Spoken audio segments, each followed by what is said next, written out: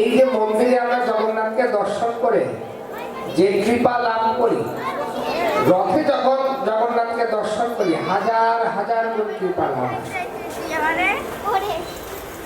এরপরে জগন্নাথকে যদি আপনি গুন্ডিচা মন্দিরে গিয়ে দর্শন করেন, মানে মাসির বাড়ি এখন জগন্নাথের যেখানে আছেন, গত পরশু দিনে আমি শুনছিলাম শ্রী ভক্তি পুরুষোত্তম সাই মহারাজ উনি বর্ণনা করছিলেন যে গুন্ডিচা মন্দিরে জগন্নাথকে কেউ যদি দর্শন করে, জগন্নাথের জন্য যদি কিছু নৈবেদ্য নিয়ে যায়, 10,000 গুণ বেশি ফল লাভ হয়।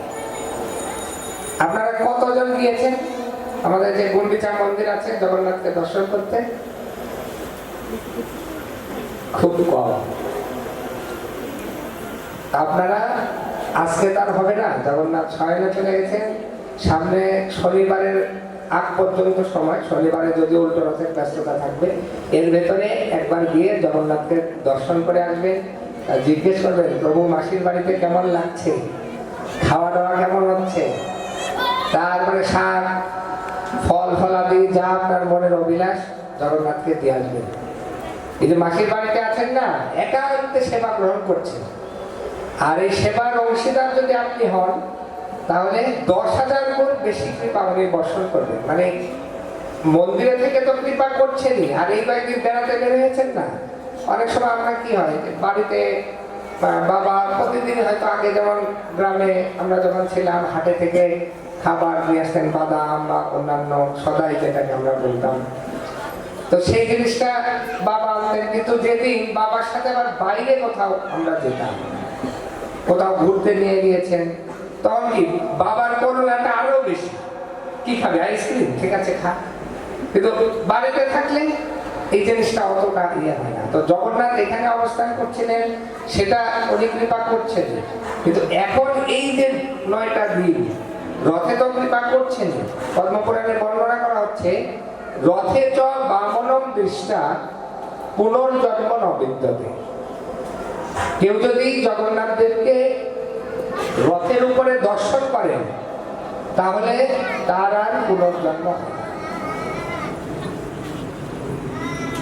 চিন্তা করেছেন যে কতটা কৃপালু ভগবান, রথে যাস আপনি দর্শন করেছেন, বাস পুনর্জন্ম হবে।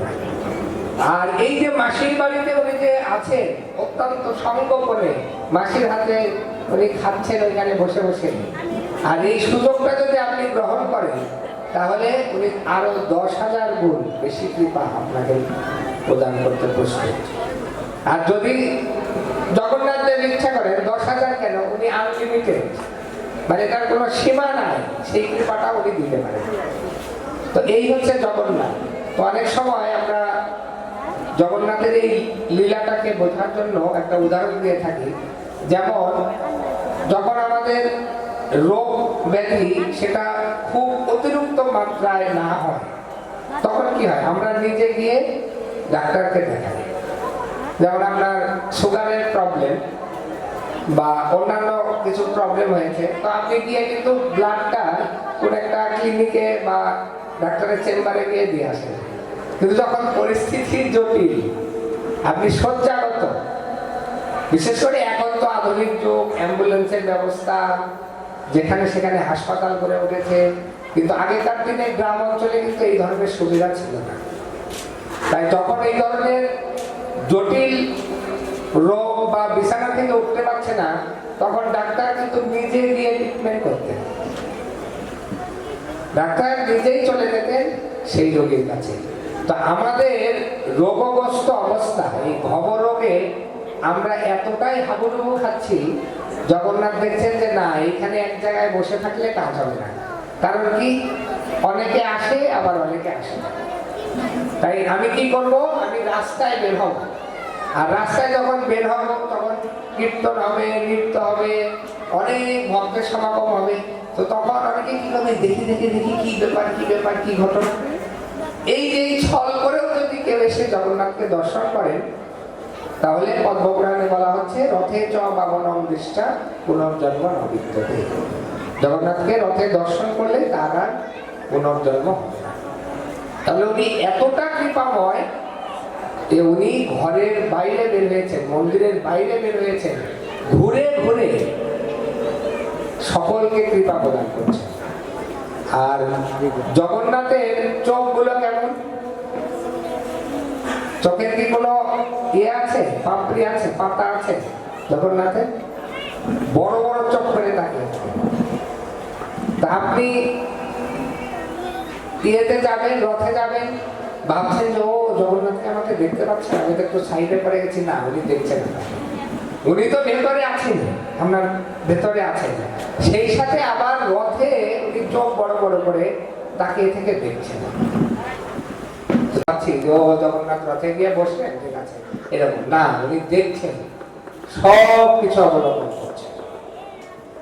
এবং এতটা কৃপাময় বিগ্রহ আর আপনি দ্বিতীয়টি খুঁজে পাবেন না।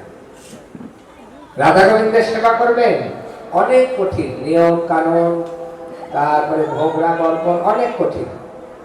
তারপরে গোপালের সেবা তো আরো কঠিন। গোপালের সেবা করা আরো কঠিন। ছোট মানুষ না, ঘন ঘন ক্ষুধা লাগে। তা আমরা মন্দিরে কয়বার খাওয়াই? মন্দিরে হয়তো 8 বার কষ্টকালীন সেবা হয়, বাসাতে কি 8 বার রান্না করে খাওয়ানো সম্ভব?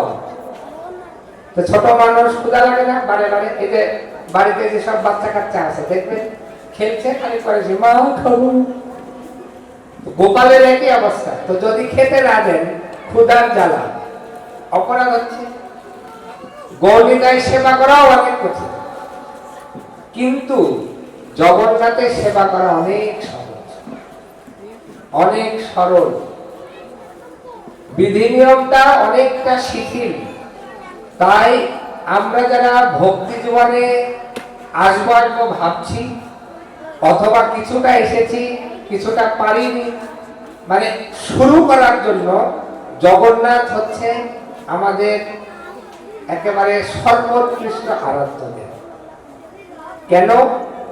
আপনারা দেখবেন যে রথে যখন আপনারা রথের রশি ধরে জগন্নাথ দেবকে নিয়ে যান, অনেক ভক্তরা লটকন, জগন্নাথের কাঁঠাল খুব প্রিয়, কাঁঠাল, আম, বিভিন্ন ধরনের ফল জগন্নাথকে অর্পণ করে।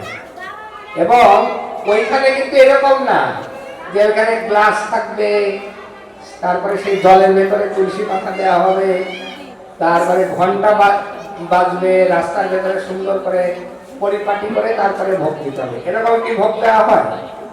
দেখেছেন? তো জগন্নাথকে আপনি যদি দর্শন করেন, আপনার যে বস্তুটা আপনি নিবেদন করতে চান, ফল ফলাদি সহ যা রান্না বান্না যা করবেন ভগবানের জন্য, সেগুলি উনি দর্শন করলেই ভোগ হয়ে যায়। অন্য কোনো ভগবানের ক্ষেত্রে কিন্তু এরকম না। এবং সবচেয়ে মজার ব্যাপার হচ্ছে, আমরা যারা ভক্তি জীবন শুরু করছি তাদের অনেক বাধা ধরার নিয়ম থাকে। আমি কি পারবো, কয়দিন পরে কি হবে, ভোগ দেব কিনা, অপরাধ হয়ে যায় কিনা। না, আপনি নির্দ্বিধায় জগন্নাথের ভোগ দিতে পারেন। অনেকে আমরা একাদশী করছি, একাদশীতে আমরা পঞ্চশস্য গ্রহণ করছি না, আগের দিন পরের দিন আমরা অনেকে চেষ্টা করছি নিরামিষ খাওয়ার জন্য। তো নিরামিষটা না খেয়ে আপনি একটু হাঁড়ি কড়াইগুলো আলাদা করে রাখেন, রেখে অন্তত পারণের দিনে আপনি জগন্নাথকে ভোগ অর্পণ করতে পারেন। তো এই যে একবার যে যাত্রা শুরু হলো ভোগ অর্পণে, এরপরে দেখবেন যে এটা চলতে আছে, চলতে আছে, মানে জগন্নাথ আপনার দিয়ে খাওয়ার জন্য অপেক্ষা করে থাকে। তা আমাদেরকে এই সুযোগ গ্রহণ করা উচিত কি উচিত না? কিন্তু অন্যান্য ভগবানের যদি আপনি আরাধনা করেন, অনেক পরিপাটি করে সেবা করতে হবে, তা না হলে অপরাধ হবে। কিন্তু জগন্নাথের ক্ষেত্রে এই শিথিলতা। তো যখন আমরা ধীরে ধীরে ধীরে ধীরে অভ্যস্ত হব, তার মানে এই না যে জগন্নাথের সেবা করব আর এই জন্য আমি সুযোগ নেব, ও আমি তো পাঠে শুনেছিলাম জগন্নাথকে যে কোনো ভাবে ভোগ দিলে হয়, এইভাবে আছি, বছরের পর বছর যাচ্ছে, 10 বছর পরেও আমি যা পাই। এরকম না, জগন্নাথ আমাদেরকে কৃপা করার জন্য সুযোগ দিচ্ছেন, ধীরে ধীরে যাতে আমরা পরিশুদ্ধ হয়ে পরিপাটি ভাবে জগন্নাথের সেবা করতে। তো এইটাই জগন্নাথ দেব চাচ্ছেন। রাজা ইন্দ্রদুম্ন, আপনারা তো কয়েকদিন ধরে জগন্নাথ লীলা শুনছেন। আগামীকাল শিবাচার্য চন্দ্রবাবু আসবেন, উনি পুরো কালকে লীলা বর্ণনা করবেন। তো সঙ্গত কারণে আমি একটু অন্য কিছু বিষয়ে আলোচনা করলাম। তো রাজা ইন্দ্রদ্যুম্নের কাছে জগন্নাথ দেব যে আবির্ভূত হয়েছিলেন পুরী ধামে, তো সেখানে উনি কাষ্ঠরূপে সমুদ্রে ভেসে এসেছিলেন।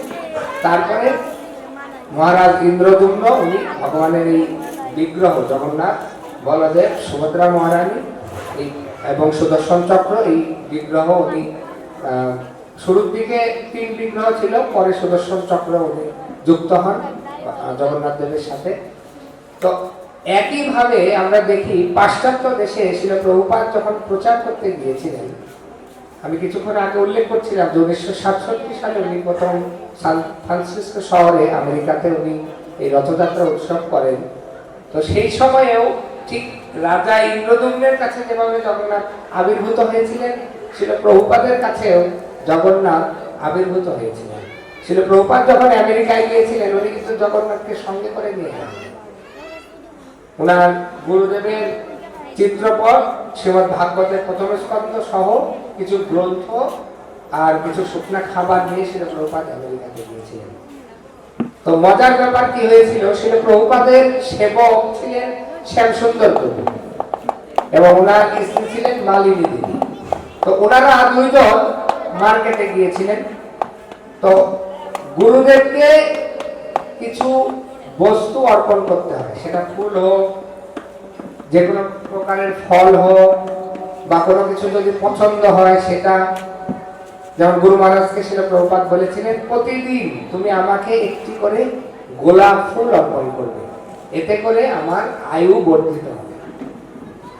তো এই শ্যামসুন্দর প্রভু এবং মালতী মাতাজি ওনারা যখন মার্কেটে গিয়েছেন, তো গিয়ে দেখছেন যে একটা গ্লাসের আলমারি, মানে কসমেটিক্স টাইপের বিভিন্ন ধরনের পুতুল বা এই জাতীয় জিনিসগুলো আছে। তো ওর ভেতরে একটা পুতুল দেখে ওনাদের পছন্দ হয়েছে। তো সেই পুতুলটা ওনারা বিনামূল্যে নিয়ে এসেছেন, কারণ এই যে 3টা পুতুল, তো শুরুর দিকে ওনারা একটা এনেছেন, আর যে দোকানদার উনি যে কোনো ভাবে ভারতবর্ষ থেকে এই পুতুল নিয়েছে, কিন্তু দীর্ঘদিন এটা বিক্রি হয় না। তো যখন ওনাদের ভালো লেগেছে শ্যামসুন্দর প্রভু এবং মালতী মাতাজি, ওনারা দোকানদারকে বলেছেন, আমরা কি এটা নিতে পারি? হ্যাঁ, অবশ্যই নিতে পারি, কারণ ওটা দরদামও কেউ করেন না, কেউ তাকায়ও না, দেখেও না, ওইভাবেই পড়ে আছে। তো ওরা ভাবছেন নিয়ে যাবে, যাক। তো যখন ওনারা 2 জন এই কালো পুতুলটা নিয়ে আসলেন এবং শিল প্রভুপাদকে বললেন যে, হে গুরুদেব, আমরা একটা পুতুল পেয়েছি, আমাদের পছন্দ হয়েছে, তো আমরা নিয়ে এসেছি। তো শিল প্রভুপাদ যখন সেই কালো পুতুল দেখেছেন, দেখার সঙ্গে সঙ্গে উনি সাষ্টাঙ্গ দণ্ডবত প্রণাম নিবেদন করেছেন, জয় জগন্নাথ, জয় জগন্নাথ, জয় জগন্নাথ। তো ওনারা 2 জন তো একেবারে হতভম্ব, কি ব্যাপার, আমরা কি নিয়ে আসলাম। মানে আগে তো ওইভাবে জগন্নাথের মহিমা ওনারা শুনেননি, কিছু কিছু শুনেছেন, কিন্তু বিগ্রহ কোনোদিন দেখেননি। তো শিল প্রভুপাদ একটা উপরে, টেবিলের উপরে কাপড় দিয়ে জগন্নাথ দেবকে ওখানে স্থাপন করলেন এবং বললেন যে, তোমরা এটা কোথায় পেলে? তো তখন শ্যামসুন্দর প্রভু এবং মালতী মাতাজি ওনারা বর্ণনা দিলেন যে, শিল প্রভুপাদ, আমরা এরকম মার্কেটে গিয়েছিলাম, দোকানে আমরা পেয়েছি, তো আমরা নিয়ে এসেছি। তো বললেন যে, সেখানে আর কাউকে কি দেখেছ? আর কোনো মূর্তি ছিল সেখানে? তো তখন শ্যামসুন্দর প্রভু বললেন, হ্যাঁ শিল প্রভুপাদ, আরো 2টি মূর্তি আছে, এটা সাদা রঙের আর একটা হলুদ। বুঝতে পারছেন? মানে বলদেব এবং সুভদ্রা মহারানী। শিল প্রভুপাদ বললেন, তাড়াতাড়ি গিয়ে নিয়ে আসো। তো দোকানদারকে ওনারা গিয়ে বললেন, তো দোকানদারের কথাটা আগে বললাম যে দীর্ঘদিন থেকে পড়ে আছে, কেউ নেয় না। তো বিনামূল্যে বলদেব এবং সুভদ্রা মহারানীকে ওনারা নিয়ে আসলেন। শিল প্রভুপাদ জগন্নাথ, বলদেব, সুভদ্রা মহারানীকে উনি স্থাপন করলেন এবং উনি বললেন যে, জগন্নাথ যেহেতু স্বইচ্ছায় এসেছে তোমাদের এই পাশ্চাত্য দেশবাসীকে উদ্ধার করার জন্য, তাই আমি এই বছরই রথযাত্রা উৎসব করতে চাই।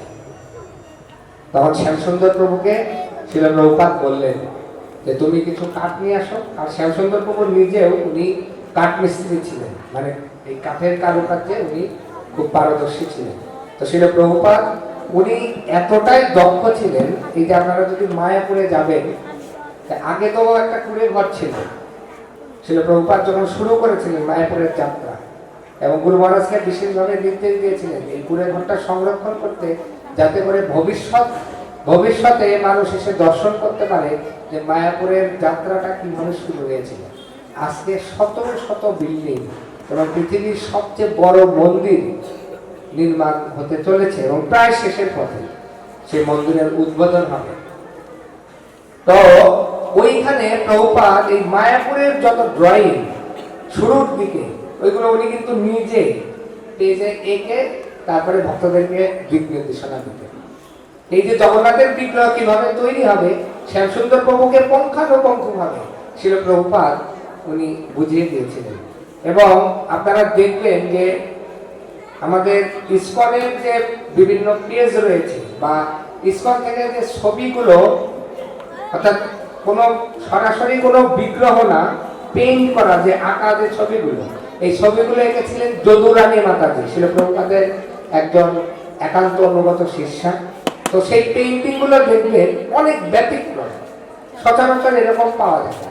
তো সেই ডিরেকশনগুলি, নির্দেশগুলিও বা পুরো জিনিসটা শিল প্রভুপাদ দেখিয়ে দিলেন যে ভগবানের, কারণ ওনার হৃদয়ে তো সব লীলাগুলি চলছে, তো সেইটাই উনি আবার বাইরে প্রকাশিত করতেন, শক্তি সঞ্চার করতেন শিষ্য শিষ্যাদের মাঝে, এবং তারা সেইভাবে গুরুদেবের সেবা করতেন।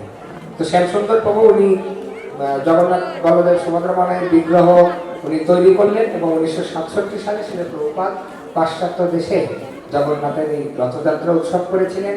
তারপর থেকে এখন সারা পৃথিবীব্যাপী এই জগন্নাথের রথযাত্রা মহোৎসব চলছে। আর আরেকটি বিষয় কি, যে জগন্নাথ দেব পুরী ধামে যে পূজিত হচ্ছেন, তো সেখানে অনেক কঠিন নিয়ম কানুন আছে। যেমন বাইরের দেশের ভক্তদেরকে সেখানে প্রবেশ করতে দেওয়া হয় না, অন্য ধর্মাবলম্বী ভক্তদের প্রবেশ করতে দেওয়া হয় না। তারপরে সেই ইন্দ্রদম্ন রাজার সময় থেকে জগন্নাথ দেবকে যে খাবারগুলি নিবেদন করা হয়, আগামীকাল হয়তো সেটা চারুচরণ প্রভু আসলে আপনাদেরকে সেগুলো লীলা শোনাবেন, এগুলো অনেক বিস্তার কথা। তো সেই আমল থেকে ওই রীতিনীতি এখনো মেনে চলা হয় পুরীধামে। তো তাই শিল প্রভুপাদের কৃপাতে জগন্নাথ কি করেছেন, মন্দিরের বাইরে বেরিয়ে এসেছেন, সারা পৃথিবীব্যাপী ঘুরছেন। আর যে শহরে যে দেশে ভালো ভালো যে খাবারগুলি আছে, ফল ফলাদি আছে, ভক্তরা জগন্নাথ দেবকে নিবেদন করছেন আর জগন্নাথ দেব সেটি গ্রহণ করছেন। তাহলে ইন্দ্রদুম্ন মহারাজের মাধ্যমে এক ধরনের সেবা জগন্নাথ প্রকট করেছেন, আর শিল প্রভুপাদের মাধ্যমে আরো বিস্তার করে সারা পৃথিবীব্যাপী জগন্নাথ এই লীলা বিলাস করে বেড়াচ্ছেন আর প্রসাদ আস্বাদন করছেন, এবং সেই মহাপ্রসাদ আবার ভক্তদেরকে অর্পণ করছেন। এবং সম্প্রতি কলকাতার অনতি দূরে দীঘাতে একটি মন্দির নির্মিত হয়েছে। তো গত মাসে গুরু মহারাজের সঙ্গে আমরা কিছু বিষয়ে আলাপ করার জন্য গিয়েছিলাম। তো গুরু মহারাজ দীঘার ওই লীলা বলছিলেন যে আমি চেয়েছিলাম জগন্নাথকে একটু দর্শন করতে যাব, কারণ পুরীধামে ওখানে রেস্ট্রিকশন, বাইরের দেশের ভক্তদেরকে দর্শন করতে দেওয়া হয় না। রথের এই টাইমে তারা দর্শন করে, বাকি সময়গুলোতে খুব কড়া নিয়ম কানুন। এবং শিল প্রভুপাদ বলেছিলেন গুরু মহারাজকে যে তুমি পুরীর যে শঙ্করাপতি আছে বা এখানকার যে ম্যানেজমেন্ট আছে, তাদের সাথে তুমি আলোচনা করে চেষ্টা করে দেখো যাতে সমস্ত ভক্তদের জন্য জগন্নাথের দর্শন এবং প্রসাদ সবকিছু উন্মুক্ত হয়। তো যদিও সেই চেষ্টা এখনো সফল হয়ে ওঠেনি, তো পরে দীঘাতে যখন ঠিক জগন্নাথের মন্দিরের আদলে মন্দির হয়েছে, এবং সেখানকার আর্কিটেক্ট বলছিলেন যে এখানে 15 সেন্টিমিটার, মানে একেবারেই মাইনর পরিবর্তন, মানে 15 সেন্টিমিটার মানে কতটুকু জায়গা।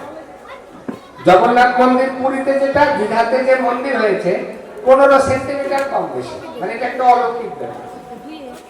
এবং জগন্নাথ দেব এখানে যে প্রকট হয়েছেন, পুরী ধামে যে জগন্নাথ দেবের কাষ্ঠ, সেই কাষ্ঠ থেকে এখানে নিয়ে এসে জগন্নাথ দেবকে প্রকট করা হয়েছে। এবং গুরু মহারাজ বলছিলেন যে আমি নিজে সেই বিগ্রহের প্রাণ প্রতিষ্ঠা করেছি। তারপরে গুরু মহারাজ বলছিলেন যে আমি চেয়েছিলাম জগন্নাথকে একটু দর্শন করব, কিন্তু রাধারানীর এত কৃপা যে উনি কি করলেন, শুধু দর্শন না, জগন্নাথের সাক্ষাৎ সেবা প্রদান করলেন।